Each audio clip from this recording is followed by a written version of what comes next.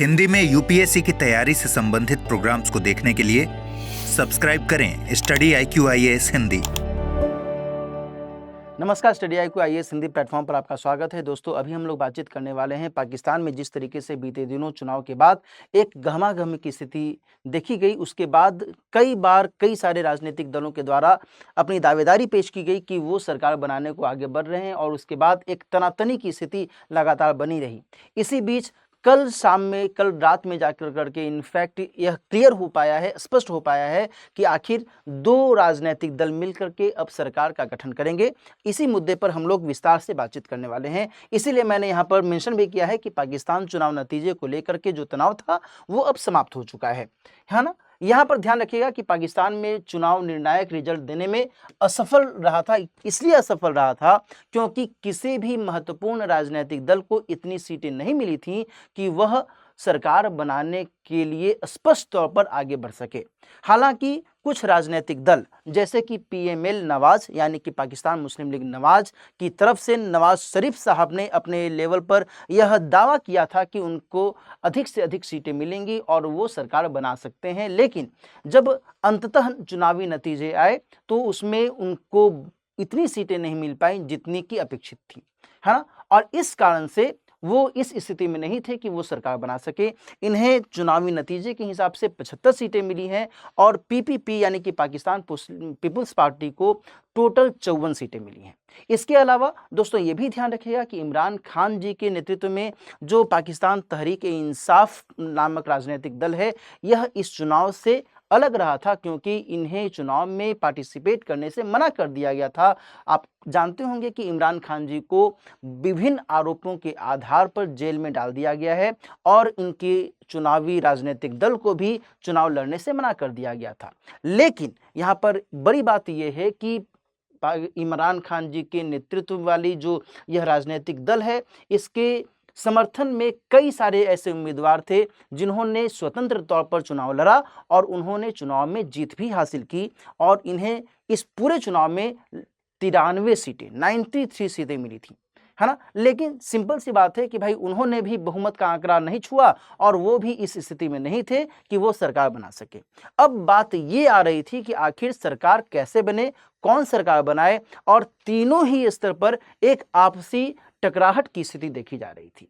अंततः इस टकराहट की स्थिति को कल रात में जाकर के समाप्त किया गया है और PML नवाज और PPP के बीच में एक समझौता हुआ है। साथ ही कुछ अन्य छोटे राजनीतिक दल भी इस समझौते में शामिल हुए हैं और अब जाकर करके नवाज शरीफ जी के जो छोटे भाई साहब हैं शहबाज शरीफ, और ये जो सामने आप एक और तस्वीर देख रहे हैं आसिफ अली जरदारी, ये दोनों पाकिस्तान के दो महत्वपूर्ण व्यक्तित्व के तौर पर अब जाने जाएंगे। कहने का अर्थ ये है कि शहबाज शरीफ PM का पद संभालेंगे, प्रधानमंत्री बनेंगे, और वहीं आसिफ अली जरदारी साहब राष्ट्रपति का पद संभालेंगे। दोस्तों ध्यान रखिएगा कि 29 फरवरी तक में पाकिस्तान में फिर से संसदीय स्तर पर बैठक होगी और दिन फिर इन पदों पर इनकी नियुक्ति एक एक करके होगी। पहले प्रधानमंत्री साहब की नियुक्ति होगी और दिन फिर राष्ट्रपति के तौर पर एक निर्वाचक मंडल के माध्यम से आसिफ अली जरदारी जी राष्ट्रपति का पद संभालेंगे, है ना। तो ये चीजें यहाँ पर आपको समझ लेनी चाहिए। पूर्व प्रधानमंत्री इमरान खान जी की पार्टी तहरीक-ए-इंसाफ के समर्थक उम्मीदवारों ने सबसे ज्यादा सीट हासिल की थी। मैंने आपको बता दिया 93 सीटें हासिल की थी, है ना। लेकिन पर्याप्त बहुमत इनके पास में नहीं था और मैंने आपको यह भी बता दिया कि PML नवाज के पास में 75 सीटें और PPP के पास में 54 सीटें थी, है ना। और बाद में इन दोनों ने मिलकर करके अब सरकार बनाने का फैसला कर लिया है ना। अच्छा, एक चीज और ध्यान रखिएगा कि यदि हम पाकिस्तान की राजनीतिक व्यवस्था को फौरी तौर पर देखें तो भारत की तरह यहाँ भी संसदीय लोकतंत्र है। यहाँ पर भी सरकार का जो प्रमुख होता है यानी कार्यपालिका प्रमुख प्रधानमंत्री ही होते हैं और राष्ट्र प्रमुख के तौर पर जो राष्ट्रपति जी होते हैं वो नियुक्त किए जाते हैं। द्विसदनीय संसदीय व्यवस्था यहाँ पर भी है। नेशनल असेंबली और सीनेट, जो नेशनल असेंबली है वो भारत के लोकसभा की तरह ही है। इसी नेशनल असेंबली के लिए अभी चुनाव करवाया गया था, है ना। ये चीजें ध्यान रखिएगा। अच्छा, एक बात और मैं आपको बता दूं जो कि बहुत ही रोचक है, वो ये है कि दोस्तों अभी जो चुनाव आयोजित करवाया गया, ये चुनाव केयर टेकर प्रधानमंत्री के नेतृत्व में करवाया गया, है ना। यानी कि अभी एट प्रेजेंट पाकिस्तान में सच कोई सरकार नहीं थी जिसके नेतृत्व में चुनाव करवाया जाता। उदाहरण के तौर पर मैं आपको बताऊं, जैसे भारत की बात करें, भारत में भी लोकसभा चुनाव का आयोजन किया जाना है, लेकिन भारत में एक वर्तमान में सरकार चल रही है ना। इसी सरकार के अंतर्गत ये चुनाव आयोजित होने वाला है कि नहीं। फिर जब लोकसभा चुनाव के जो नतीजे आएंगे, उसके बाद जिस भी राजनीतिक दल को बहुमत मिलेगा उसके आधार पर नई सरकार का गठन किया जाएगा, नई लोकसभा का गठन किया जाएगा, है ना। लेकिन पाकिस्तान की यदि हम बात करें तो पाकिस्तान में एट प्रेजेंट ऐसी स्थिति नहीं है। बीते वर्ष में ही एक केयर टेकर प्राइम मिनिस्टर की यहाँ पर पदभार दिया गया और उन्हीं के नेतृत्व में ये चुनाव आयोजित करवाए गए पाकिस्तान में। ध्यान रखिएगा कि बीते नवंबर माह तक में, दिसंबर माह तक में पाकिस्तान में संवैधानिक जो निर्वाचक क्षेत्र थे, निर्वाचन क्षेत्र को लेकर करके लंबा एक गहमागहमी की स्थिति देखी जा रही थी और इसके कारण से उस दौरान चुनाव करवाया जाना संभव नहीं था। उसके बाद भी और सारी हिंसक गतिविधियां हो गई और उसके आधार पर इन चुनाव में और देरी होती चली गई। अंततः बीते 8 फरवरी को चुनाव हुआ और जानते हो बड़ी रोचक बात इसमें क्या है, जिस तरीके से हम लोग भारत में किस तरीके से चुनाव आयोजित करते हैं, ईवीएम मशीन का इस्तेमाल किया जाता है ना, इलेक्ट्रॉनिक वोटिंग मशीन का इस्तेमाल किया जाता है। लेकिन जो पाकिस्तान में चुनाव आयोजित करवाया गया, आपने देखा होगा, यदि गौर किया होगा तो बैलेट पेपर के माध्यम से चुनाव आयोजित करवाया गया था, है ना। बैलेट पेपर के माध्यम से जब चुनाव आयोजित करवाया जाएगा तो समझिए कि उसकी काउंटिंग में कितना ज्यादा समय लगेगा, है ना। और यही कारण था कि कभी किसी दल ने अपनी दावेदारी पेश की तो कभी किसी दल ने अपनी दावेदारी पेश की इस चुनाव के मद्देनजर, है ना। तो खैर ये सब कुछ बातें हैं जो कि आपको ध्यान में रखने की आवश्यकता है। इसके अलावा यदि हम यहाँ के दोनों सदनों में प्रत्यक्ष तौर पर चुने हुए प्रतिनिधि के संदर्भ में बात करें तो 4 प्रांतों से ये प्रतिनिधि चुनकर आते हैं, बलूचिस्तान, खैबर पख्तूनख्वा, पंजाब और सिंध। प्रधानमंत्री को नेशनल असेंबली द्वारा निर्वाचित किया जाता है ना। जिस तरीके से हम लोग यहाँ पर भारत में भी देखते हैं कि भाई जो लोकसभा होती है, लोकसभा के अंतर्गत जो भी बहुमत दल वाला राजनीतिक दल है वो अपना जो नेता है होता है उसको चुन लेता है और वही प्रधानमंत्री बन जाते हैं, है ना। भारत की जनता कभी भी प्रधानमंत्री का तो चुनाव नहीं करती है ना भाई, वो तो अपने जनप्रतिनिधि का चुनाव करती है कि नहीं। ये क्लैरिटी आपको होनी चाहिए। इसी तरह यहाँ पर राष्ट्रपति को भी एक इलेक्टोरल कॉलेज यानी कि निर्वाचक मंडल के द्वारा ही निर्वाचित किया जाता है। कुछ वैसी ही स्थिति हम लोग भारत में भी देखते हैं। साथ ही सीनेट के पास यहाँ पर जो शक्तियां हैं ये सीमित है और साथ ही नेशनल असेंबली ही बजट और वित्तीय विधेयकों के संदर्भ में जिम्मेदार माना जाता है, जिस तरीके से हम लोग भारत में भी देखते हैं, है ना। यहाँ पर हम लोग थोड़ा सा तुलना करके देख सकते हैं भारत और पाकिस्तान के विशेष संदर्भ में। इसके अलावा दोस्तों बड़ी बात यहाँ पर यह है कि पाकिस्तान में लोकतंत्र के असफल होने का एक बड़ा कारण यहाँ पर धर्मतंत्र की व्यापक तौर पर उपस्थिति को भी माना जाता है और साथ ही जो सैन्य हस्तक्षेप है वह भी कहीं ना कहीं यहाँ पर लोकतंत्र की असफलता के लिए जिम्मेदार कारकों में से एक माना जाता है। आपने देखा होगा कि कई बार यहाँ पर सैन्य तख्तापलट होता रहा है ना। और इस स्थिति को यहाँ पर हमें समझने की ज़रूरत है। जब हम पाकिस्तान में शुरुआती समय की बात करें तो उस दौरान लियाकत अली खान के द्वारा जो उद्देश्य प्रस्ताव पेश किया गया था, ऑब्जेक्टिव रिजोल्यूशन पेश किया गया था, उसमें भी इस्लाम द्वारा प्रतिपादित, ध्यान रखिएगा, इस्लाम द्वारा प्रतिपादित लोकतंत्र, स्वतंत्रता, समानता और सामाजिक न्याय को यहाँ पर फोकस करने की बात कही गई थी, है ना।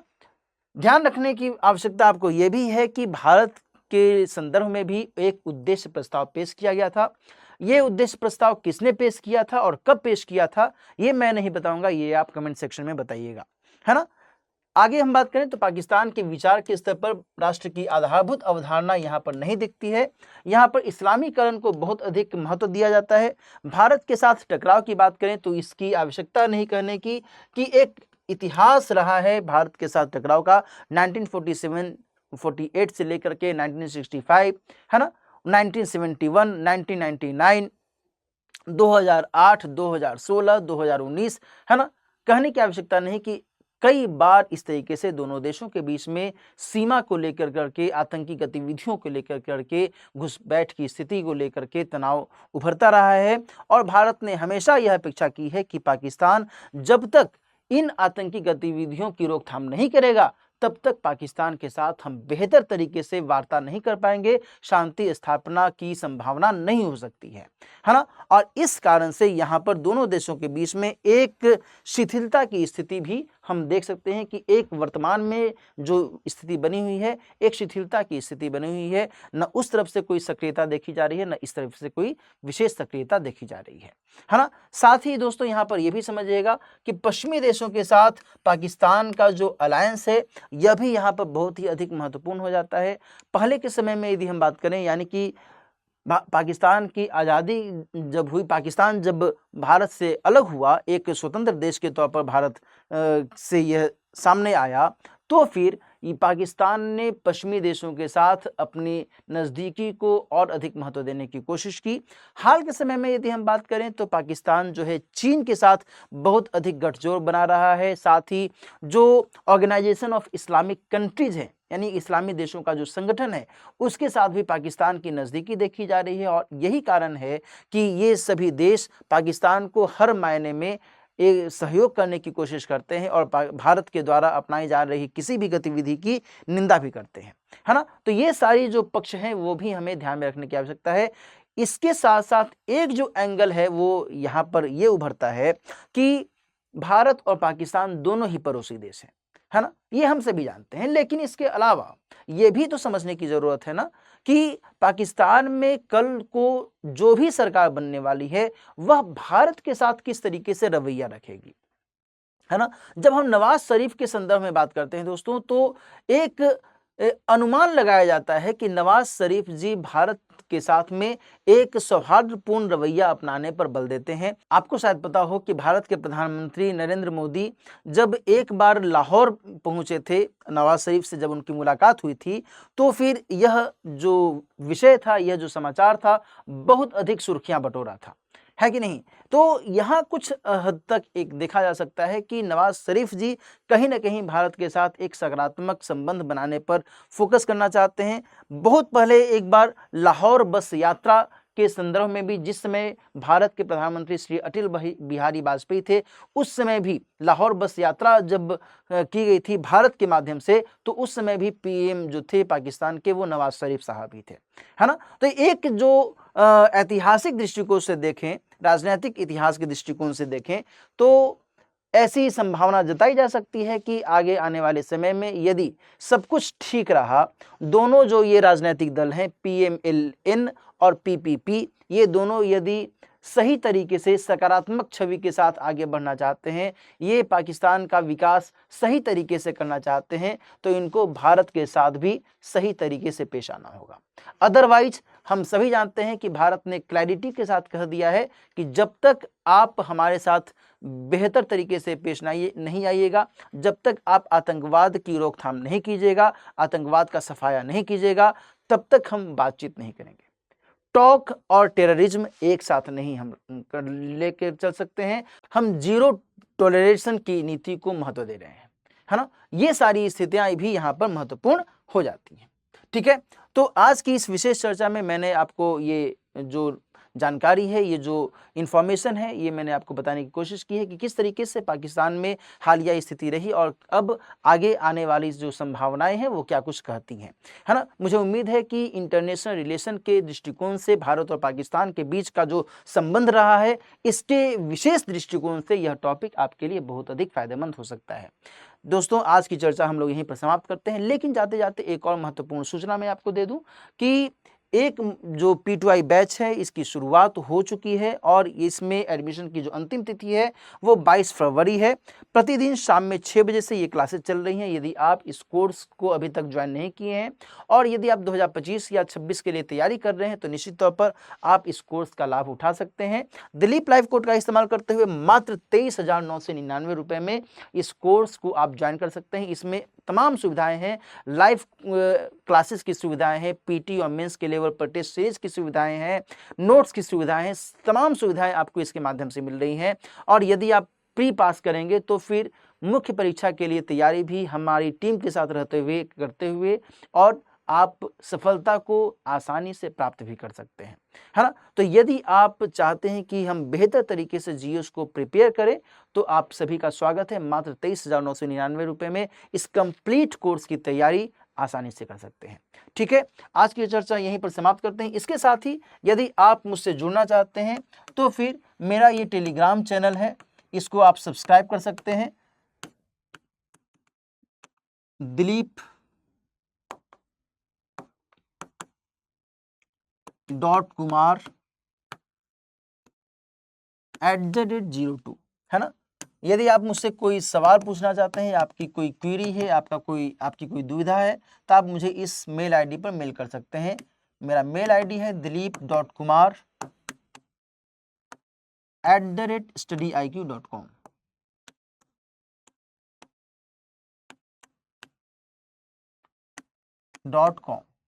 ठीक है, आज की चर्चा अब हम लोग यहीं पर समाप्त करते हैं। मिलते हैं किसी और टॉपिक के साथ, किसी और खबर के साथ। अपना ख्याल रखिए। All the best. हिंदी में यूपीएससी की तैयारी से संबंधित प्रोग्राम्स को देखने के लिए सब्सक्राइब करें स्टडी IQ IAS हिंदी।